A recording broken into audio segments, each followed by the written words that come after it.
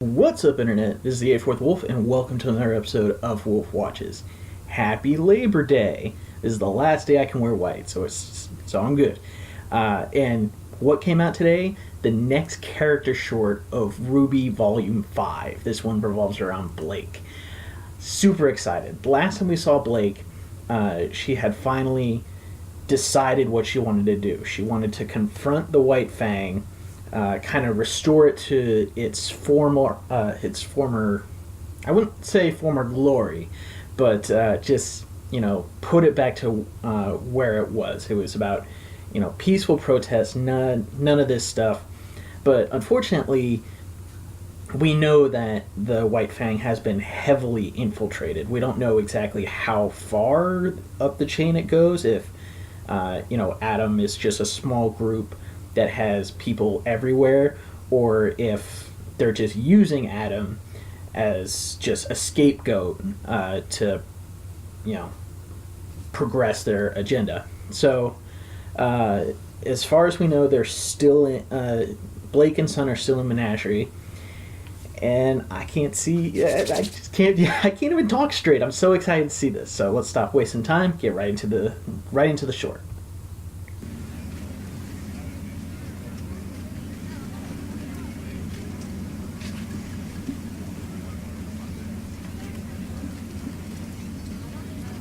A lot of faunus. It's like Agrabah.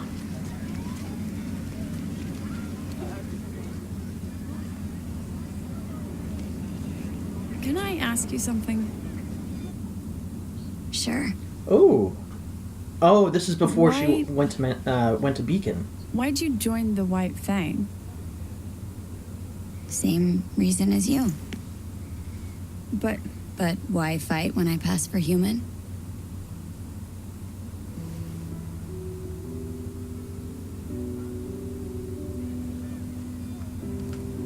It's okay. You're not the first person to ask. I know I look just like any other human girl. And for years, that's how I was raised. We lived in Mantle with the other faunus working the mines. She's looking for somebody. Wanted something better for me. They managed to enroll me in an Atlas prep school.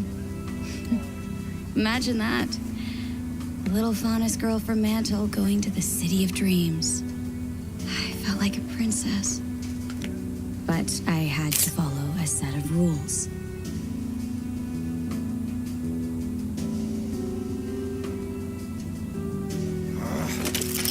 Whoa! Nice No six-shooter. bringing friends home, no talking about my parents, and absolutely, under no circumstances, was I allowed to change colors. No one could know I was a faunus. that sounds terrible. It wasn't. It was confusing at first, but it wasn't hard. Especially if it meant being an Atlas. Sometimes the other girls would say things about the faunus. That they were animals, that they were dirty, or they lied, and I'd say those things with them. Because I felt like I was one of them. And then, one day, there was a cave-in at the mines. I was at school when the news broke. Apparently, one of the workers tripped while handling some agitated dust crystals. Oh. The explosion caused a chain reaction. And my friends snickered. Oh, that's mean.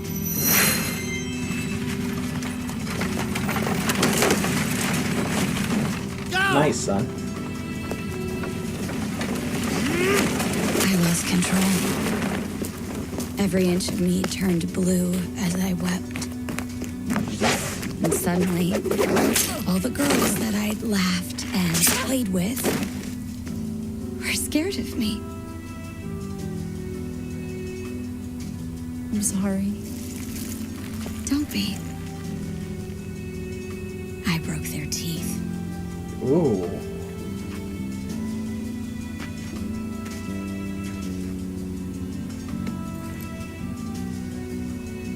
friend against friend.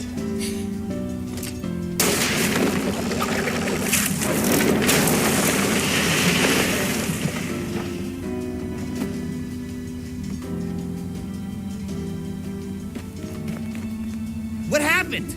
He got away.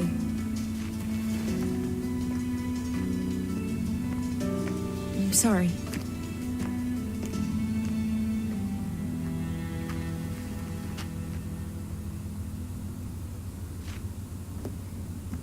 It's hard when your best friend just turns on you.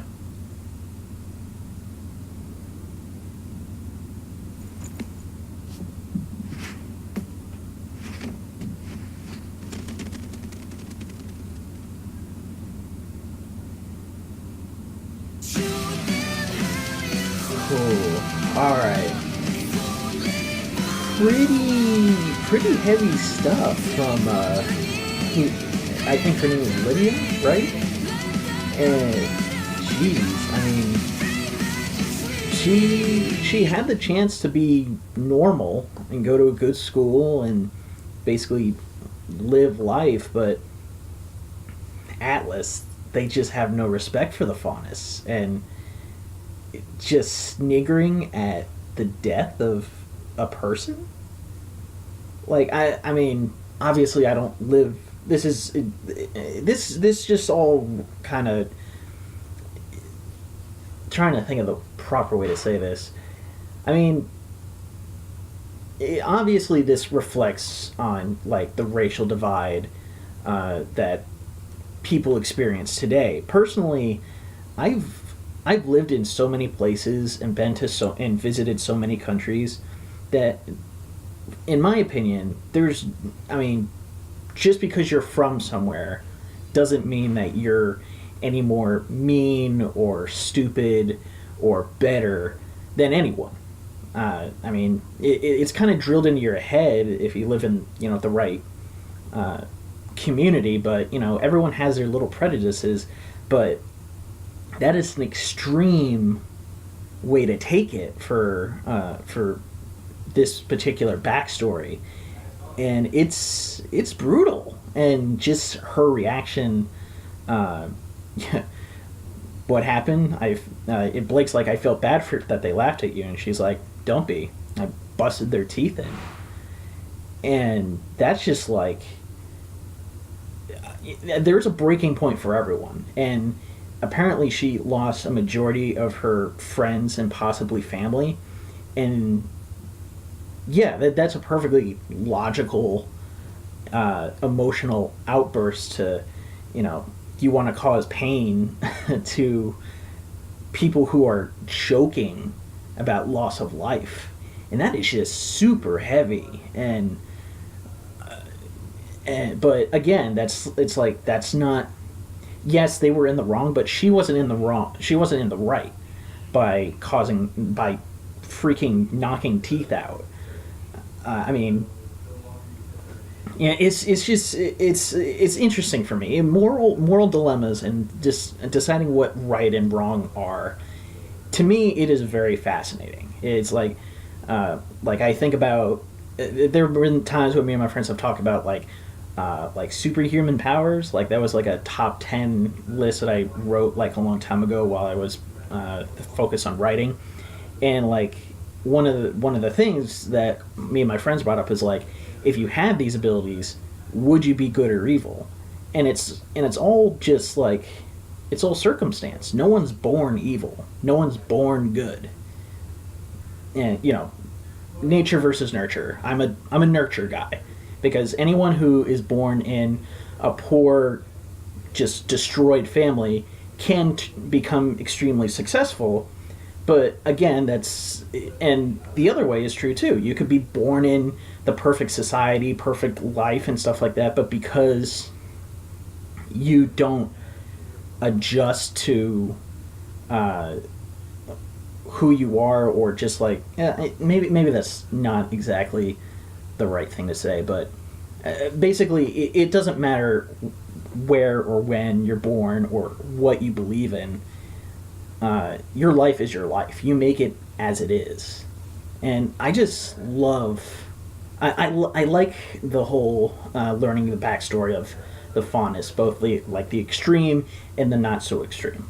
So I'm really, and one thing I'm really happy about is that Blake has friends outside of Beacon. We haven't really discovered a lot of that. Like Ruby, back in Volume 1, talked about writing back home to her friends at Signal. Yang was with a group of friends when she first got to Beacon that were, back in the Grayed Out volume. But we never actually saw someone with connections prior to Beacon. And if we did see any, they were in the first volume where none of the characters were drawn.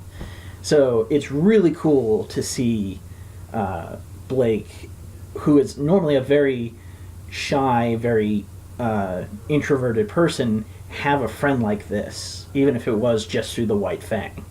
So it was very good, very well written. I can't wait to see more.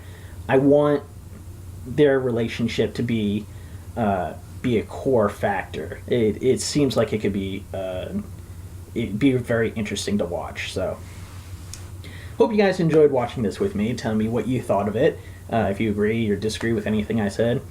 And until the next, let me think, it's September 4th, October 14th. I'm thinking maybe the yellow trailer will come out maybe early October. But we'll just have to wait and see. So until then, this is the 84th Wolf, and I'll see you guys next time.